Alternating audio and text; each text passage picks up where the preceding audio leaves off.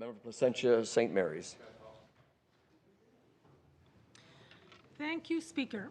I will start by saying that as the MHA for the District of Placentia-St. Mary's, and given what I have heard here, read, and been briefed on, the evidence that is in front of me now, I believe that we should move forward and vote to adopt this MOU. I am here as a representative of the people who elected me, and I swore to maintain their best interest. This is in their best interest. Speaker, it takes courage to make tough decisions. And those decisions on behalf of the people that you represent. On December 12, 2024, the Newfoundland and Labrador and Quebec signed a historic MOU to terminate and replace the 1969 Upper Churchill contract and develop new capacity on the Churchill River, including Gull Island. This is a complex memorandum of understanding, a document with outlined intent that contains expectations and intentions. And like my colleagues, I have gone through it multiple times. Within the framework of this MOU, I am convinced that we did get a good deal. It clearly indicates a commitment to work together in good faith. It will be used to facilitate communication and resolve conflict, and it will be used to help reduce disputes as the two parties work together for the betterment of Newfoundland and Labrador. There is opportunity for employment, for jobs, Mr. Speaker. My late father worked on the Churchill River. Times were different then. There was no such thing as fly in, fly out. He left when my brother was an infant and returned when my brother could walk. We now have hope that our children can return to Newfoundland and Labrador. As a representative of the people, I am comfortable in saying that this is a good deal, that this is the best opportunity for the people of Newfoundland and Labrador. As the MHA for the District of Placentia-St. Mary's, I think about the positive benefits to the local area, to Labrador, to the area that's going to host this project, and then the province as a whole.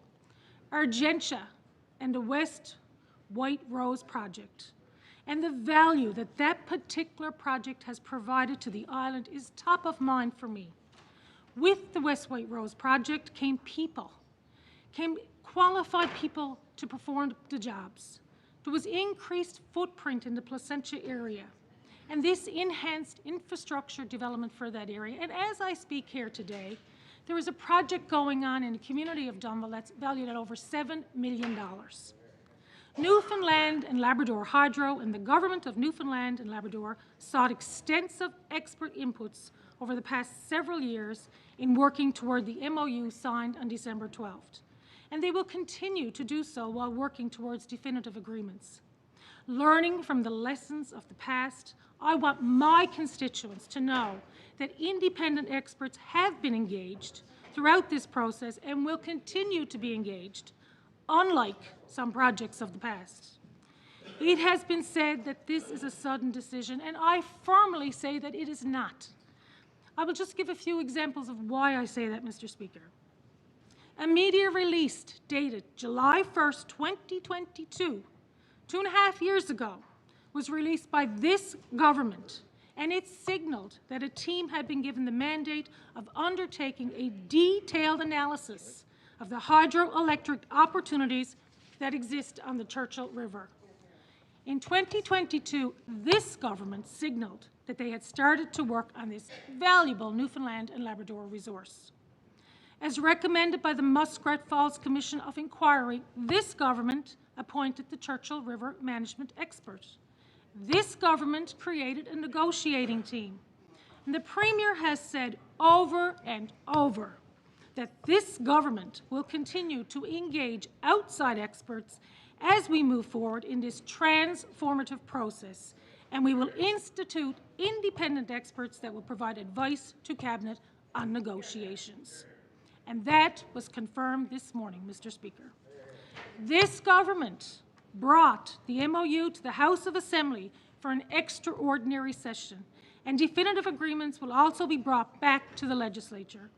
As the MHA for the District of Placentia-St. Mary's, I, as their representative, will be voting in favour of moving forward with this MOU. Speaker, and I thank the experts from Newfoundland Hydro for their guidance, but I would like to ask them two questions just on behalf of my constituents in Placentia-St. Mary's. Do you feel that Newfoundland Hydro and the provincial government is well positioned to finalize this agreement and to provide the necessary project oversight? Chief Executive Officer for Newfoundland and Labrador Hydro. Thank you very much, Mr. Speaker. Yes, I feel we are well positioned to bring this over the line. I do believe that we've got to get started. I need to say that very clearly. We have to get started. The Honourable the Member Placentia-St. Mary's. One more question, Mr. Speaker. In your opinion, what level of risk does this deal have for Newfoundland and Labrador? Chief Executive Officer for Newfoundland and Labrador Hydro. Thank you very much, Mr. Speaker. I've said this a few times, and this is very much a lessons learned MOU. And that was a very fundamental approach that we took from the beginning of this process, and in line with the advice that preceded the starting of the negotiations. We always intended to de-risk as much as is absolutely possible the issues that occurred in the past. So everything has risk. Everything has risk. And I'm not going to suggest at all that there's no risk. However, for the kinds of histories that we've had and for what we can envision can happen in the future, we have done everything possible to de-risk within our control the kinds of risks that can happen into the future.